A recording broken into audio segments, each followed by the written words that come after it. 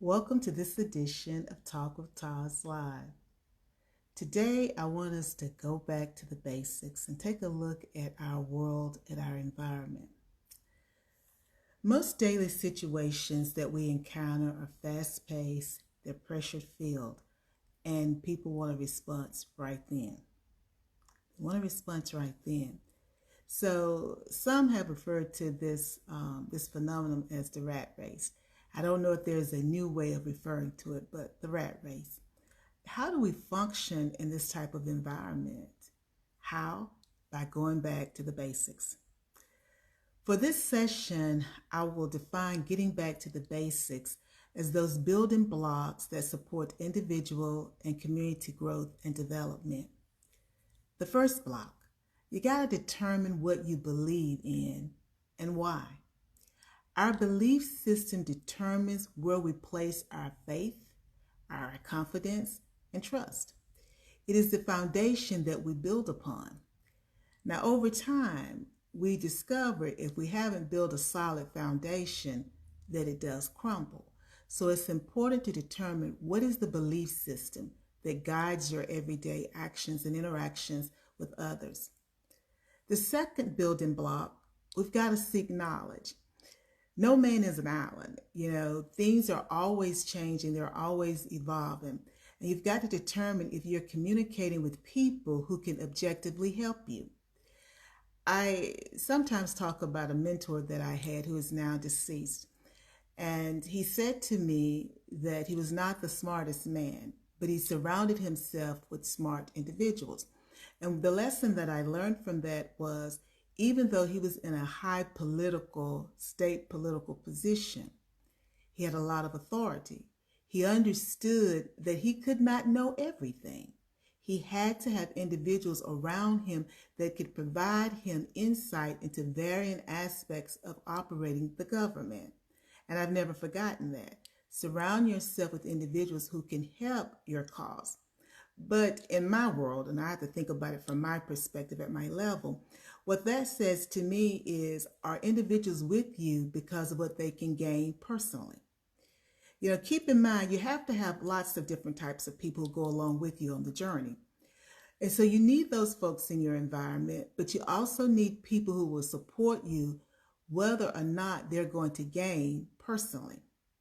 You need those individuals because you need people who can give you the truth, no matter how difficult it may be to receive it, so that you can then make decisions that benefit the whole. But again, you have to be willing to seek knowledge. The third building block, determine what drives you. We all have internal and external motivators. However, the two have to be balanced. When they're out of balance, it makes it challenging for the individual to make power moves that generate the desired outcome. We make moves, but we don't always get the desired outcome. And sometimes that's because we're out of balance. What we want to do intrinsically, and then what we want to do externally, those motivators don't line up, but we need them to line up because that links us right back to our belief system and why we believe those things. The fourth building block, you've got to surround yourself with mentors. Now, I talk about my old mentor who's deceased, but again, I learned from him that because he says he wasn't the smartest man, but he was smart because he rose to the position that he was in. But because you are a person who should be constantly learning, you can't know everything. So what are you saying, Dr. TAS? You can't be an expert in everything. So you've got to be willing to let people mentor you or pour into you who have an expertise in an area. Because again, one, there's not enough time for us all to master everything. So you need those individuals who can help mentor you in different aspects of your development. It doesn't make you less than, it makes you greater than. Because you understand that in order for you to rise to whatever level you want to rise in your personal or professional life, spiritual life, what have you, that you have to have mentors. So being open to surrounding yourself with different mentors who can pour into different aspects of your life. And then the fifth one, Being willing to serve. Perhaps the most exceptional example of a leader serving is when Christ washed the disciples' feet. He washed the disciples' feet, the Messiah. God in the flesh washed the feet of men. And not only did he wash the feet of men, he also washed the feet of Judas. He knew Judas was going to betray him. He was getting ready to do it, but he still washed his feet. What an example of humility. And also what an example of love. Love that is not predicated on what someone has done. Love that's not predicated on what you think you're going to get. Just pure love. An exceptional example of being a servant. Now, implementing these basic building blocks requires our mind and body and our spirituality to work collaboratively. A few tools that I use to aid this relationship include understanding the world. The world is constantly changing. The world that we had last week this time is not the world that we're living in today. A lot has transpired since last week on a national level, global level, in our states, in our communities, in our families. In our families. I found out this week that one of my close friends had been in the hospital battling COVID-19. I didn't know that. When I spoke to her, I started crying. And, I was overcome because this is someone that I know very well, even though I've known other people who have had COVID-19. I know her very well. We've known each other for many, many years. And the thought that we could have lost her because she was so sick was overwhelming for me. That's not the world that I was living in last Friday because I didn't know that had occurred. So that's just an example of how so many things happen from day to day. And so we have to understand that our world is ever changing. Also, we have to be active learners. That's what my mentor is trying to teach me. You have to be an active learner. When you surround yourself with individuals who know more than you, you're constantly learning. And we have to constantly learn in the world that we live in today. The third thing is organizational skills. We have so many competing priorities, personal, professional, that if you're not organized, you're going to be overcome like a tsunami by all of the things that are requiring you to act right now, because you can't act right now. As my boss says, you have to pivot, and you got to learn how to pivot, but you can't pivot if you're not organized. The other thing is communication skills. We all communicate in our own vernacular, but learning how to communicate with different individuals is a two-way street. It's not just saying something, it's being willing to listen. So that active learning and active listening go hand in hand with communication skills. Communication is a two-way street. You got to be able to hear as well as to speak. Also, you've got to be flexible.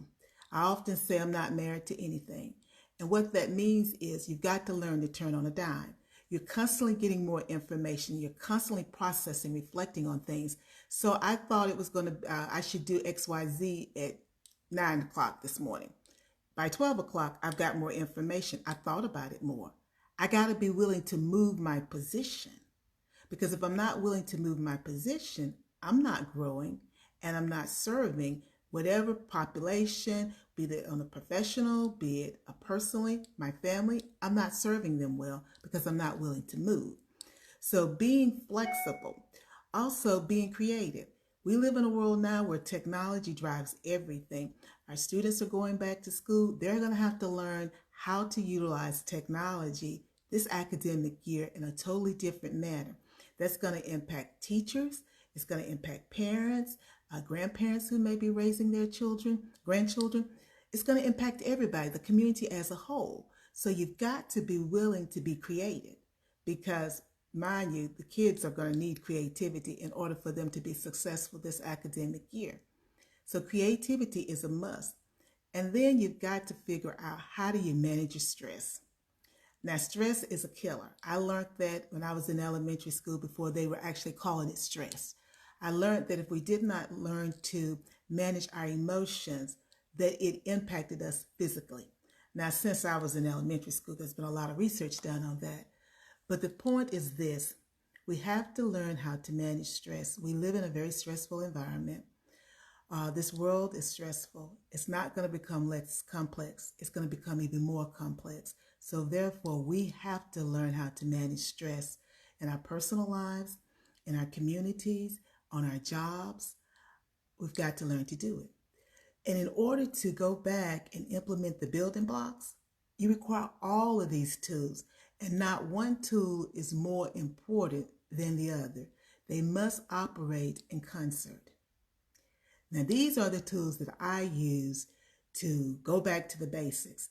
I want you to share with me some of the tools that you've used that you found to be successful in helping you to go back to the basics.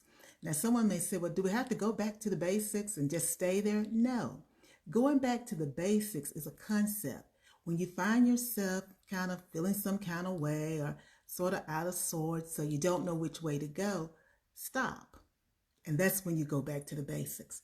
Because you have to clear your mind so that you can understand what you're encountering and then make informed decisions about what's best.